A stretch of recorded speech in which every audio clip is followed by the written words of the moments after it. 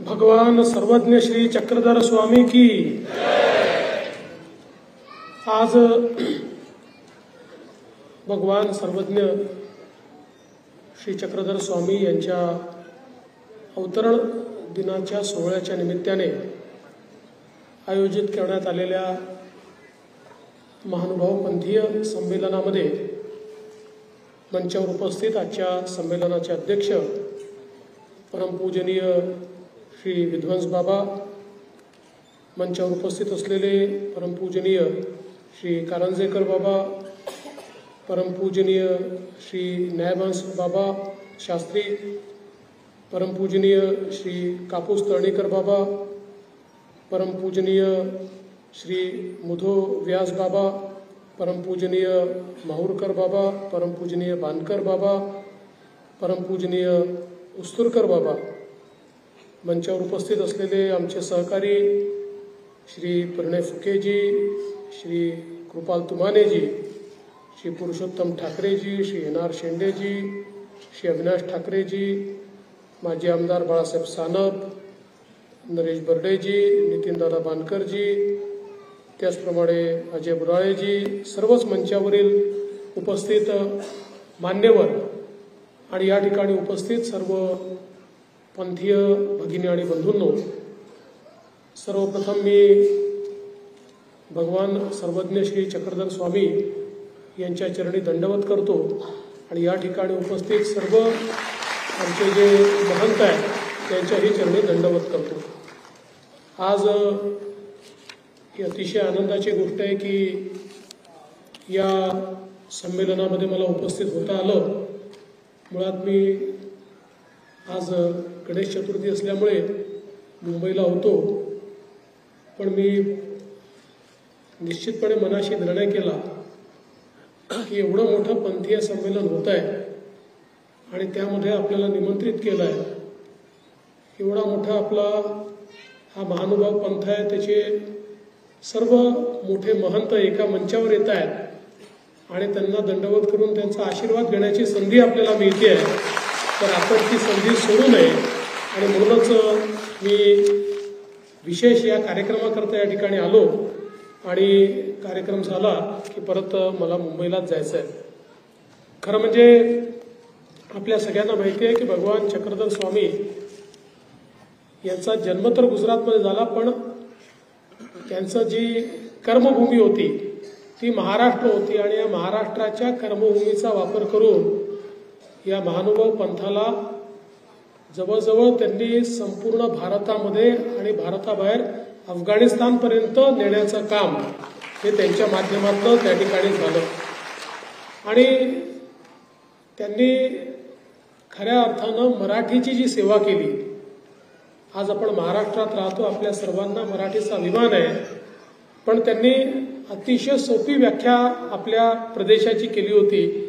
जिथे जिथे मराठी बोलली जाते तो महाराष्ट्र प्रदेश, अशी व्याख्या त्यांच्या माध्यमातून त्यांनी केली आणि ज्या प्रकारची ग्रंथसंपदा आज खऱ्या अर्थानं त्यांच्या माध्यमातून आणि पुढेही आमच्या महानुभाव पंथाने त्या ठिकाणी केली, ती खरोखर मला असं वाटतं की अतिशय अतुलनीय अशा प्रकारची आहे।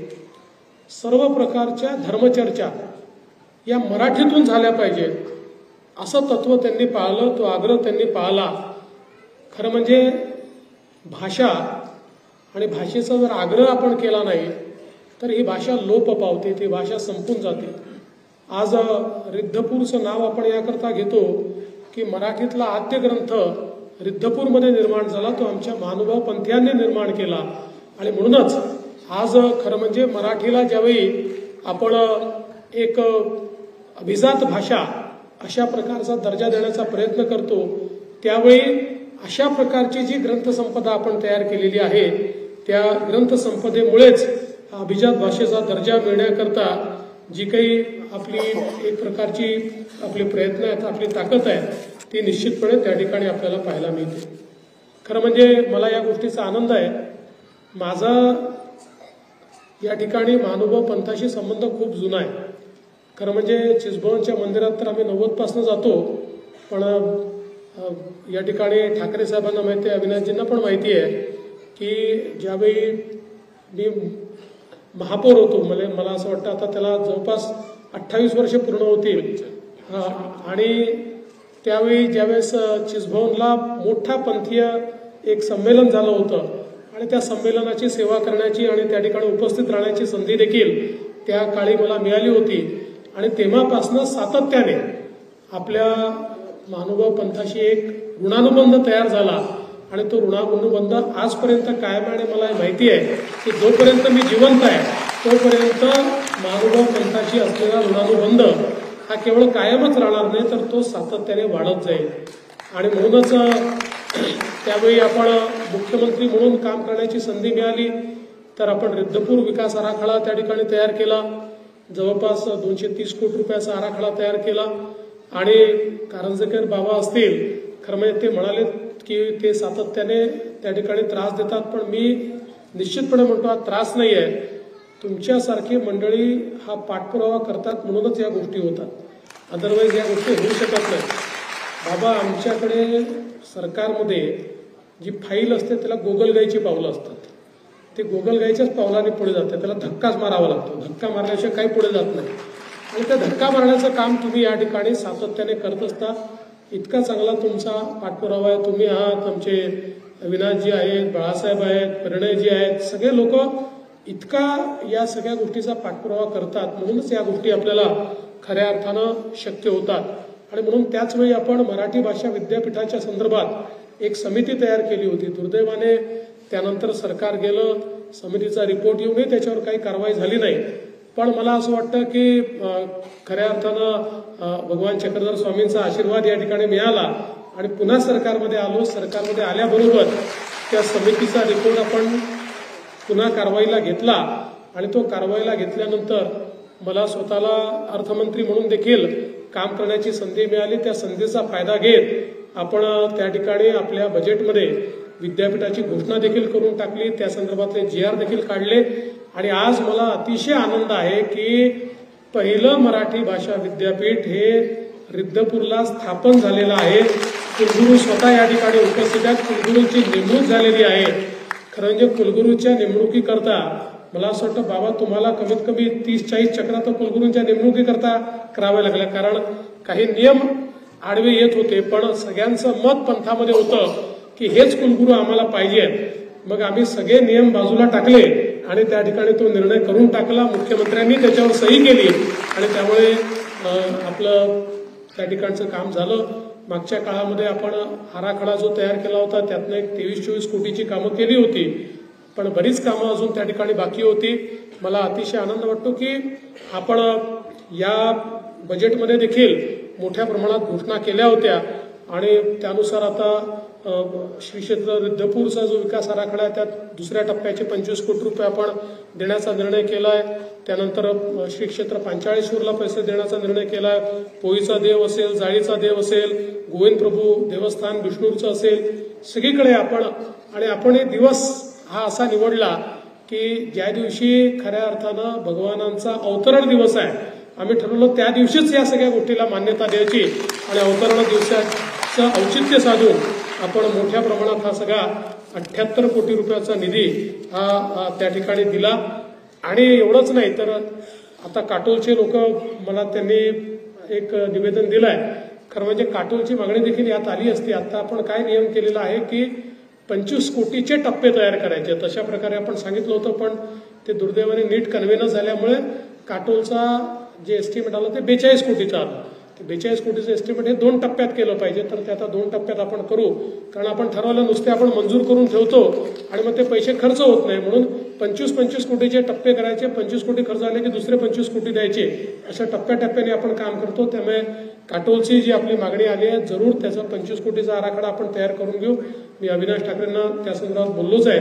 त्यामुळे तो एक आपण जो काही आराखडा आहे तो आराखडा निश्चितपणे आपण तयार करून घेऊ आणि त्याला देखील आपण निधी हा पुढच्या काळामध्ये उपलब्ध करून देऊ. जे जे आपण घोषित केलेलं आहे, ज्या ज्या मागण्या आपल्याकडे आलेल्या आहेत त्या सगळ्या मागण्या या निश्चितपणे पूर्ण होतील. हे पैठणचा पण आपण त्या ठिकाणी मला असं वाटतं केलेला आहे आणि त्या संदर्भात निधीची उपलब्धता देखील आपण मोठ्या प्रमाणात ही करून दिलेली आहे. आज खरं म्हणजे ज्या प्रकारचा भक्तिभाव हा मी आपल्या महानुभाव पंथामध्ये पाहतो हा 21व्या शतकामध्ये क्वचितच आपल्याला पाहायला मिळतो. आणि म्हणूनच एकीकडे आपला विचार हा जिवंत ठेवण्याचं काम, ज्या काळामध्ये मोठ्या प्रमाणात परकीय आक्रमण होत होतं, मुघलांचं आक्रमण होत होतं, त्याही काळामध्ये आपला पंथ, आपला धर्म, आपला विचार हा जिवंत ठेवण्याचं काम हे खऱ्या अर्थानं महानुभाव पंथाने केलं. आणि सगळ्यात महत्त्वाचं जर काही असेल तर जातीपातीचा विचार न करता सर्व समाज एक आहे अशा प्रकारच्या विचाराने हा पंथ तयार झाला. आणि म्हणूनच आपल्याला आज कुठलाही भेदभाव हा पंथामध्ये पाहायला दिसून येत नाही. खरं म्हणजे सगळ्यात महत्त्वाचं हेच आहे, आपल्या देशाची अधोगती जर कुठल्या गोष्टींनी झाली असेल आणि आपण गुलामीत गेलो असू तर या देशामध्ये जेव्हा जेव्हा आपण विषमता तयार केली, जेव्हा जेव्हा आपण भेदभाव उभा केला, जेव्हा जेव्हा आपण मानवामध्ये भेद केला, त्यावेळीच आपल्याला त्या ठिकाणी आपल्याला कल्पना आहे की अशा प्रकारच्या विषमतेमध्ये जावं लागलं, गुलामीमध्ये जावं लागलं. पण या सगळ्या गोष्टींना एक प्रकारे तिलांजली देऊन सर्वांच्या जीवनामध्ये परिवर्तन झालं पाहिजे, सर्वांना एक आध्यात्मिक बैठक असली पाहिजे अशा प्रकारचा एक विचार, सर्वांना त्या ठिकाणी संस्कार असला पाहिजे अशा प्रकारचा एक विचार. आणि आज आपण पाहतो की महानुभाव पंथाचे जेवढे मंदिर आहेत, जेवढे केंद्र आहेत, हे केवळ अध्यात्माचे केंद्र आहेत असं नाहीये, तर याच्यासोबत आज आपण पाहतो की व्यसनमुक्तीचं जे काम या ठिकाणी होतं ते देखील अत्यंत महत्वाचं आहे. मनुष्याला वेगवेगळ्या या ज्या काही मोह आहेत त्या मोहांपासून मुक्त करण्याचं काम हे ज्या प्रकारे आज आपल्याला या ठिकाणी पाहायला मिळतं ते देखील अत्यंत महत्वाचं आहे. खरं म्हणजे आपली भाषा, आपले विचार हे जिवंत राहिले पाहिजे याकरता ज्या ज्या गोष्टी त्या ठिकाणी महानुभाव पंथांनी केल्या, मग अगदी सांकेतिक भाषा तयार करून त्या सांकेतिक भाषेमध्ये आपले ग्रंथ जपायचे किंवा पोटाला बांधून ग्रंथ ठेवायचे की आक्रमण झालं तर त्या ठिकाणी आपली ग्रंथ संपदा ही संपू नये. अशा प्रकारातनं आज आपल्या संस्कृतीला जिवंत ठेवण्याचं काम, आपल्या विचाराला जिवंत ठेवण्याचं काम, आपल्या वाङ्मयाला जिवंत ठेवण्याचं काम, हे आपल्या ग्रंथांना जिवंत ठेवण्याचं काम हे खऱ्या अर्थानं महानुभाव पंथांनी केलं आहे. आणि म्हणूनच मला ज्यावेळेस मध्यंतरीच्या काळात उद्धवजींचं सरकार होतं आणि त्यांनी त्या ठिकाणी निर्णय केला की मराठी भाषा विद्यापीठ मुंबईला झालं पाहिजे, मी त्यावेळेस भाषणामध्ये सांगितलं होतं की मुंबईला तुम्हाला काय करायचं आहे करा, मुंबई मोठी आहे, मुंबईत 10 गोष्टी होऊ शकतील, मुंबईत करण्याकरता काही प्रश्न नाही आहे. पण याचं खरं महत्व आणि खरं औचित्य कुठे आहे? ज्या ठिकाणी भाषा तयार झाली, ज्या ठिकाणी भाषेचा ग्रंथ तयार झाला, ज्या ठिकाणी भाषेचं संवर्धन झालं, ज्या ठिकाणी हजारो ग्रंथ लिहिले गेले, ज्याच्यामुळे आज भाषेचा अभिमान आपण या ठिकाणी बाळगू शकतो, अशा ठिकाणी हे विद्यापीठ झालं पाहिजे. आणि म्हणून संधी मिळाल्याबरोबर आपण ते काम हे निश्चितपणे त्या ठिकाणी केलं. आज अनेक मागण्या आपण या ठिकाणी समोर मांडलेल्या आहेत. मी आपल्याला आश्वस्त करतो की या ज्या ज्या मागण्या आपण मांडलेल्या आहेत त्या सगळ्या मागण्या टप्प्याटप्प्याने आपण निश्चितपणे पूर्ण करू. कारण मला हा विश्वास आहे की आपला आशीर्वाद मागच्याही काळात आमच्या पाठीशी होता, आताही आमच्या पाठीशी आहे, पुढेही आमच्या पाठीशी राहणार आहे. आणि आपल्या आशीर्वादामुळेच ही सगळी कामं आम्ही या ठिकाणी करू शकतोय. त्यामुळे भविष्यातही या आशीर्वादाच्या जोरावर या ठिकाणी जी काही उरलेली कामं आहेत ती दादा सगळी कामं आपण केल्याशिवाय राहणार नाही हा तुम्हाला मी विश्वास देतो. आपल्या नागपूरमध्ये देखील आपल्याला एक चांगलं या ठिकाणी एक आपलं महानुभाव पंथाचं भवन तयार करायचं आहे. तर निश्चितपणे एक जागा आम्ही चिचभवनला बघितलेली आहे, त्याच्या संदर्भात आता एकदा त्या जागेचं सगळी पडताळणी आम्ही करू आणि ती जर नियमात बसत असेल तर त्या ठिकाणी नागपूरमध्येही एक अत्यंत चांगलं सुंदर अशा प्रकारचं आपल्या महानुभाव पंथाचं भवन हे त्या ठिकाणी बांधू, जेणेकरून ही जी काही चांगली कामं चालत आहेत ती कामं चालण्याचं एक केंद्र हे तयार झालं पाहिजे. हे होत असताना इतरही आपण अनेक आपले जे काही त्या ठिकाणी मंदिरं आहेत, जे स्थानं आहेत, त्याला आपल्या गिरीश भाऊंच्या माध्यमातून पर्यटनमधून निधी दिलेला आहे. काही ठिकाणचा राहिलेला आहे, तुम्ही काळजी करू नका, तुम्ही जेवढं दिलंय गिरीश भाऊ सगळ्यांना देणार आहेत, माझ्याशी त्यांचं बोलणं झालंय. त्यामुळे सगळीकडे तो निधी आपण उपलब्ध करून देऊ.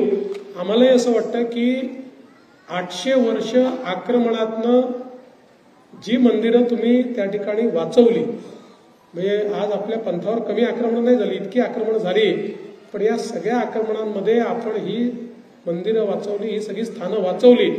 आता त्याचं संवर्धन करणं याची जबाबदारी आमची आहे, ती सरकारची आहे. त्याच्यामुळे कुठेही सरकार याच्यामध्ये मागे पडणार नाही हा मी विश्वास आपल्याला या निमित्ताने देतो.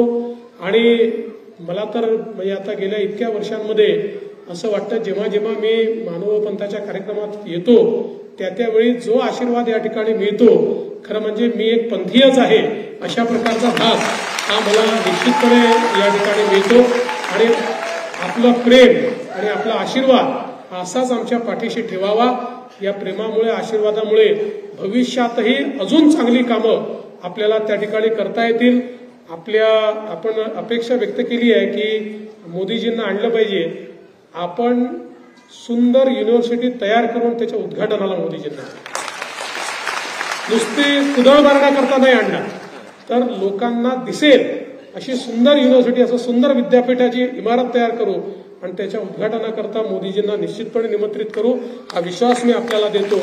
पुन्हा एकदा भगवान सर्वज्ञ श्री चक्रधर स्वामी यांच्या चरणी नतमस्तक होतो, त्यांचा आशीर्वाद घेतो, त्यांना दंडवत करतो, आपल्या सर्वांना दंडवत करतो आणि माझं बोलणं संपवतो. धन्यवाद. जय हिंद.